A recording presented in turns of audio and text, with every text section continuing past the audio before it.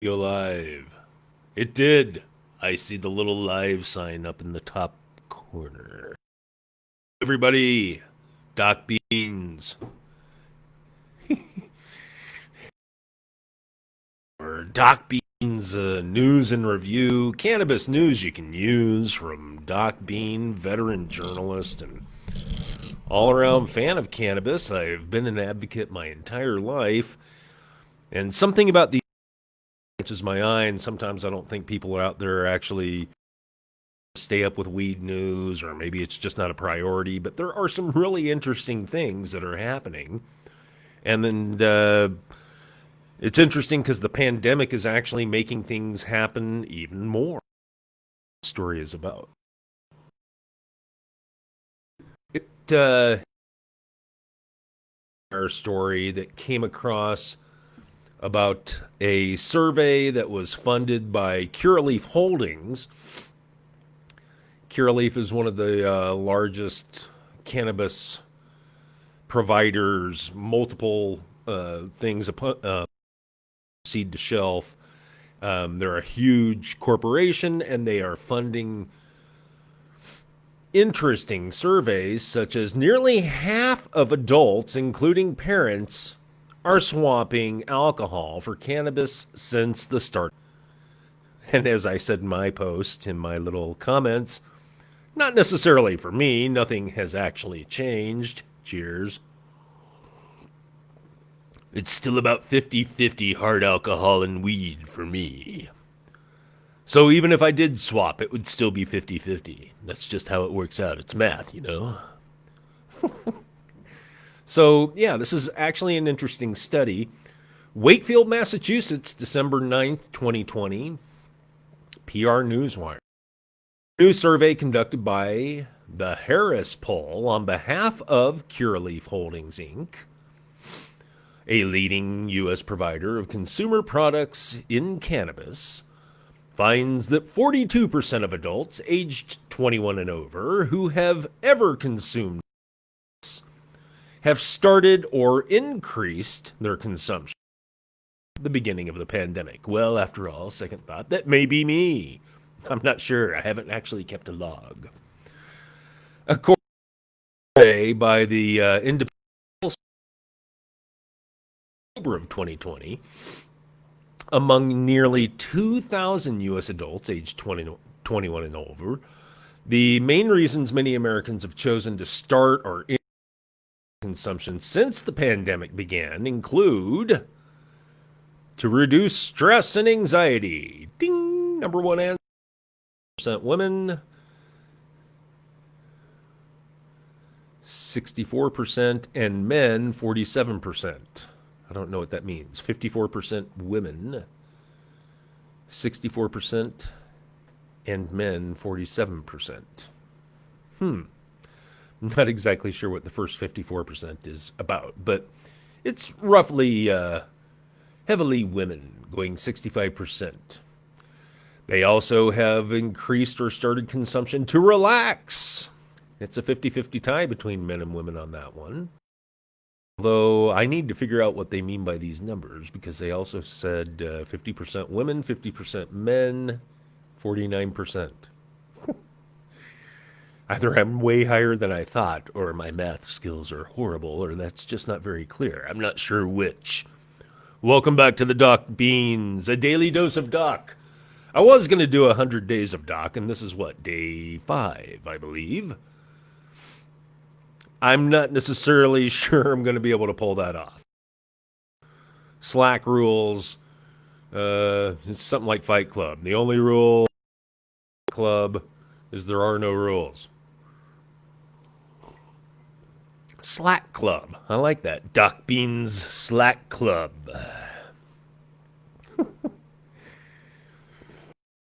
It's okay. It's just allergies. And the final reason that people have listed to start or increase their cannabis consumption during the pandemic. Take a guess. What do you think it is? Of course, it's to help them sleep.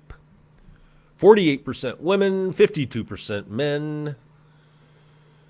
48% women, 52%. and men 48%. Roughly equal. I mean, people are using weed during the pandemic for obvious reasons. You know, it's kind of funny. I probably understood the consumption of weed for anxiety and other maladies or whatever you want to call it. Life's, it takes the edge off life sometimes. And I understand this in regular times. So during a pandemic, when things are kind of shit crazy out of control, it's nice to know that we have friends together. So let's band together, smoke weed together. That's what we ought to do is a digital smoking club. Let me know if anybody wants to do a digital smoke sesh. So the shift in consumption habits extends to parents of children under 18. Parents. In fact, more than half, 52% of parents who have ever consumed cannabis say that they have started or increased their cannabis consumption since the beginning of the pandemic. I love how they repeat that over and over and over, in case you forgot what it was about, compared to 33% of those who are not parents of children under 18. These moms and dads of children under 18 are more likely to consume cannabis primarily for medical use, versus 44%, which I am assuming is recreational use. The survey also found that more than half, 52% of parents, I think we just went over that. Overall, amongst all adults, cannabis consumers aged 21 and over are 45%. 45% say they have reduced or replaced their alcohol consumption with cannabis. That's a pretty strong number. And 1/3, or 33%, right on the nose, of those who consume cannabis for adult use say that they prefer cannabis to alcohol. Really? That's it? 33%? Okay. Well, I consume both, and I appreciate both. And you know what? It's apples and oranges. It's not the same thing at all. People kind of lump them together because they both have inebriating effects, I guess, to a certain extent, although completely different. One completely deadens your nerves and makes you talk real loud and makes you think everything that you say is right. It's okay. It's allergies. The other basically just makes you either giggly or laughy or contemplative or relaxed or any number of things except for vomitous. I have never seen anybody smoke so much weed that they vomited, although I'm sure it's probably happened, and now watch it come up in the news feed. If it has, I want to know all about it. Let me know about the last time you smoked weed and barfed, and it didn't have anything to do with alcohol. Bullshit. I call bullshit. Overall, amongst cannabis consumers, let's see, they alcohol and they preferred weed to alcohol. Around cannabis consumption is so important, said Stacia Woodcock, PharmD and dispensary manager of Curaleaf in New York. Curaleaf's pharmacists and committed dispensary associates, she says, make it a priority to educate our patients and consumers and help them find the right products to make cannabis a part of their lives. I agree. Make cannabis a part of your life.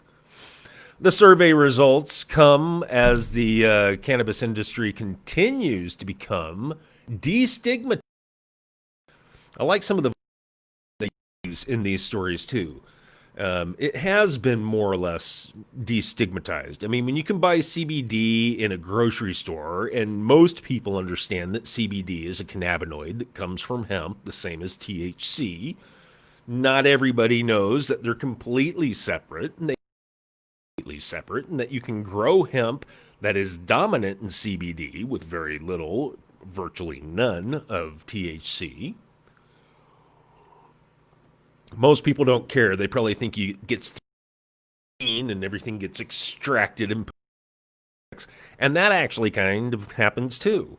The botanical research cannabis in the last 10 years has exploded for good reason.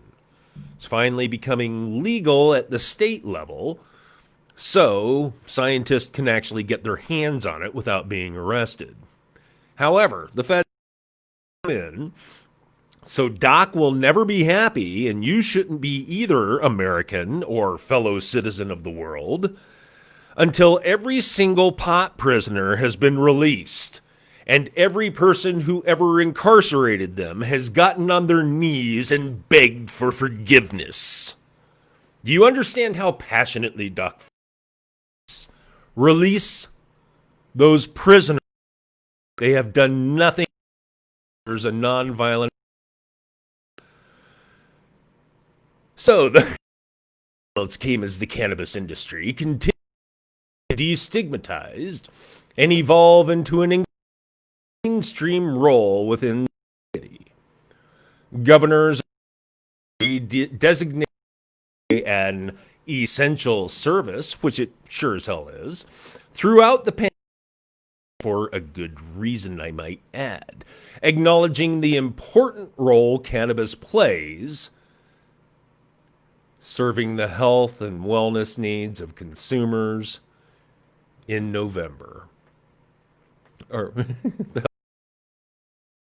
November, voters in 5 states approved ballot measures expanding access to cannabis.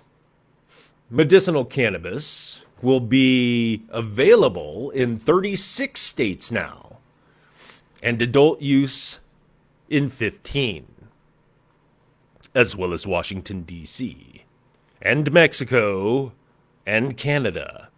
Wait, let me rephrase that. And all of Mexico, and all of Canada. Wake up, America. North America. The United States is third. I'll take bronze as long as it sometime becomes federally rescheduled. I don't even think it should be scheduled 2 or 3. I don't know. But leave it to the hands of scientists, not government officials, because y'all don't know squat about what you're doing. Bunch of graft. Where was I? So yeah, pot's deemed an essential service throughout the pandemic, acknowledging the importance, serving health and wellness needs, and in November, it's grown. 36 states for adult use, 15. That's pretty good. We're still quite a ways to go, though, so stay with Doc. Maybe I should talk until they finally just give in.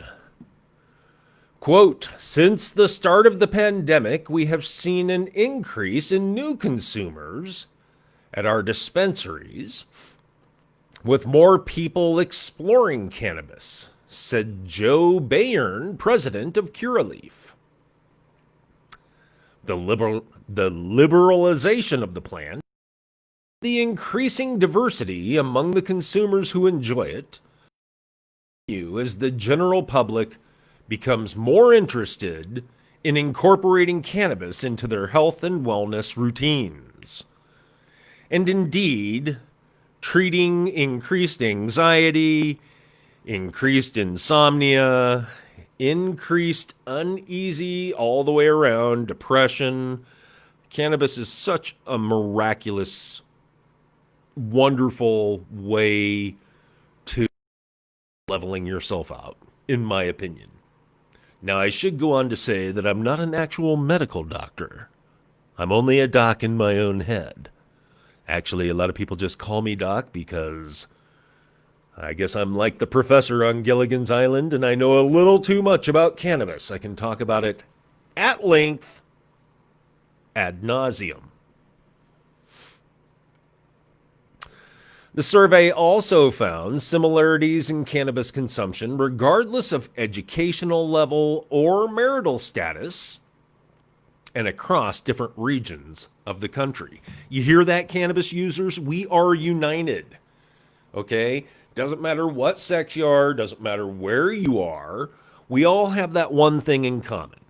And we need to keep that in mind, especially as more and more greedy bastards enter the industry and start trying to commercialize it as much as they can to maximize profit. Don't get me wrong, profit's great.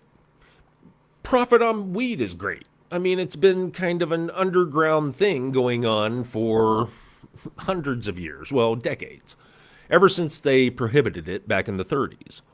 Finally, putting a nail in the coffin of cannabis for all years. Ridiculous. Scientists didn't even know we had an endocannabinoid system until the 1980s because they were prohibited from studying something, in my opinion, for political reasons.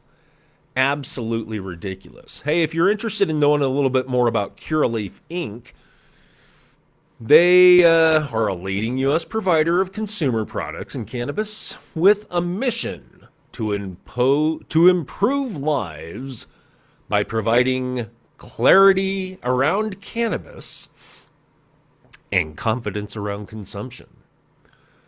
As a vertically integrated, high-growth cannabis operator known for quality expertise and reliability, the company and its brands, including Curaleaf, Select, provide industry-leading service product selection and accessibility across the medical and adult use markets. Curaleaf currently 23 states with 95 dispensaries, holy cow, 22 Curaleaf sites, and over 30 processing sites, and employs over 3,000 team members across the United States. It seems like an operation that big should be more like 1,000 people, thousands. We should have squadrons of weed heads. Hello, weedies. Welcome back. Wake up. Curaleaf is listed on the Canadian Securities Exchange under the symbol CURA. OTCQX market under the symbol CURLF. For more information, please visit curaleaf.com. And about that survey that we were talking about, the survey was conducted online within the United States by the Harris Poll. At least it was done by the Harris Poll. So the questions, I'm sure, were not leaning one way or another. That's the biggest problem with surveys. People don't know how to write unbiased survey questions. So it was done by the Harris Poll on behalf of Curaleaf from October 8th through the 12th in 2020. Among 1,895 U.S. adults aged 21 and over,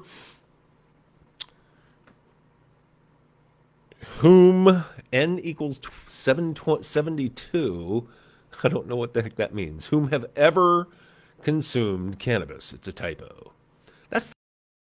I spot typos and help people make their copy lean. This is actually pretty good, Curaleaf. Well done, PR Newswire, whoever wrote this. This is actually produced by the Harris Poll, I'm sure. The online survey is not based on a probability sample, and therefore no estimate of theoretical sampling error can be calculated. For complete survey methodology, including weighting variables and subgroup sample sizes, please contact media@curaleaf.com. And finally, about the Harris Poll, while we're here. The Harris Poll is one of the longest running surveys in the U.S., tracking public opinion, motivations, and social sentiment since 1963. They are slightly older than Doc.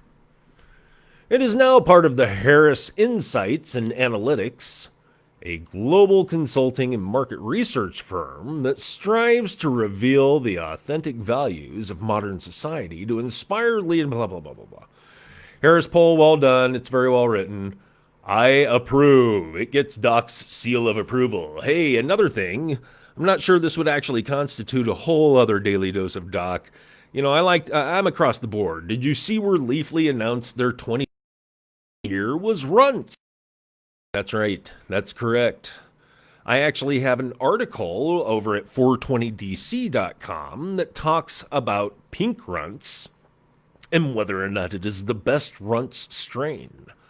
There is runts, which is a Skittles uh, kind of creamy ending hybrid. And there's white runts, and then there's pink runts. And who knows, they're probably working on what's next? Black runts, purple runts, chartreuse runts. What's your favorite color runts? So go over to 420dc.com if you actually want to see some of Doc's writings. Maybe I'll put a link to it down in the comments below after this for anyone that's watching. But yeah, Leafly announces its runts. And it is. It's a really sweet strain. It has a nice fruity flavor. It's a lot of really high notes, high in THC. It's really wonderful for people that are treating certain. Like I said, go over to 420dc.com, do a search under their strains review section for pink runts or Doc Beanz, Beanz, if you want to find that. And that's just one of the places that I'm currently publishing. I also write in every other genre available. Have journalism degree, will travel. And that's what I do. I like to look at the news. And the biggest story that came up to me is a GOP lawmaker proposes cannabis legalization bill in Missouri. Of course, I think Missouri only has GOP lawmakers. I'm not sure. Doc was actually born in Missouri. So I want the people of Missouri to rise up and contact their representatives and have the state actually do and do what many other states have done. Missouri can be the trendsetter in the Midwest. I mean, follow Illinois, you know? There's nothing wrong in that. So yeah, Republican Missouri state rep, Shamed Dogan. Or is it shamed? Dogan. Shamed Dogan. That's how I'm going to guess it's pronounced. He's proposed a constitutional amendment to legalize and regulate cannabis. The proposal would leave the legalization question up to voters during the 2022 election, which, quite frankly, for this doc, is not fast enough, but, you know, baby steps. And I'm glad to see it. To be quite honest, if you're an old fart like me, you actually remember the dark days of the Just Say No campaign and the last gasping breath and flailing struggle of a industry war that was absolutely pointless. Actually, it was total subterfuge, and it kept everybody's mind off probably what was actually really going on during those years as far as changing the financial landscape of this country. But Doc's not going to get political. I'm in the middle, baby. Let's try and move on is my slogan. Let's keep things happy and moving progressively forward. So yeah, Missouri Republican state rep, I'll give credit where credit's due. Shamed Dugan has pre-filed legislation that would put an adult use ballot question to voters in 2022, the Missouri Times reports. I'm not familiar with the Missouri Times. Sounds made up. The proposal, a constitutional amendment, would regulate cannabis similar in the state, allowing use and possession by adults 21 and over. The, quote, Smarter and Safer Missouri Act, end quote, sets adult use sales taxes at 12%, while medical cannabis taxes would remain at 4%. Funds derived from the program would be used for lining the politicians' pockets, which is also known as infrastructure, and drug treatment programs. Where's education? Why is it not going into education? The bill also removes caps on cannabis industry licenses. In an interview at the Times, Dogan described the war on drugs as a failure, quote, and the, quote, fight against marijuana as the, quote, most glaring failure of the prohibitionist policies. Interesting. I agree with you, Dogan. We've spent billions of dollars fighting against a drug which is, in the grand scheme of things, the least harmful thing on the list of what is currently illegal, Dogan said.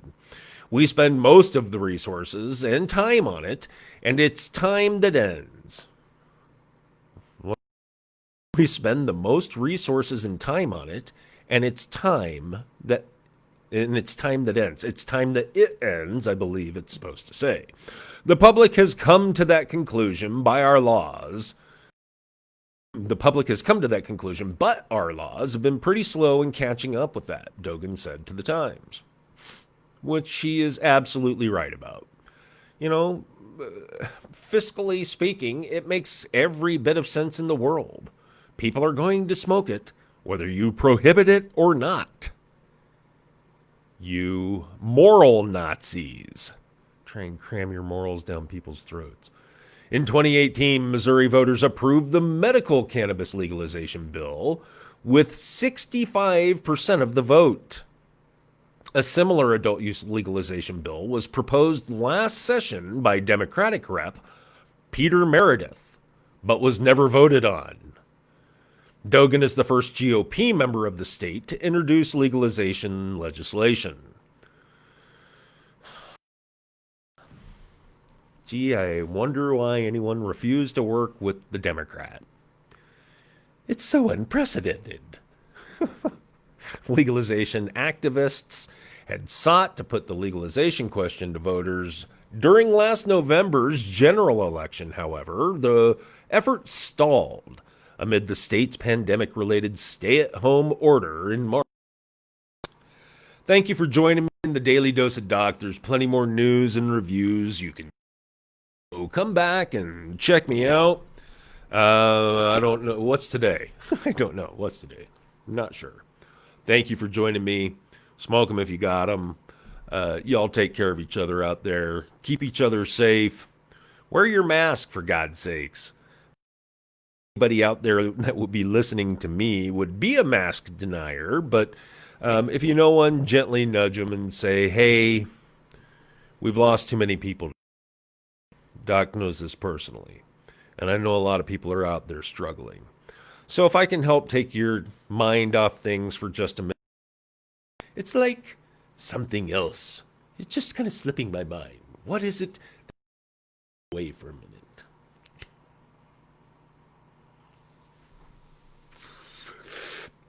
What could that be? Peace, y'all.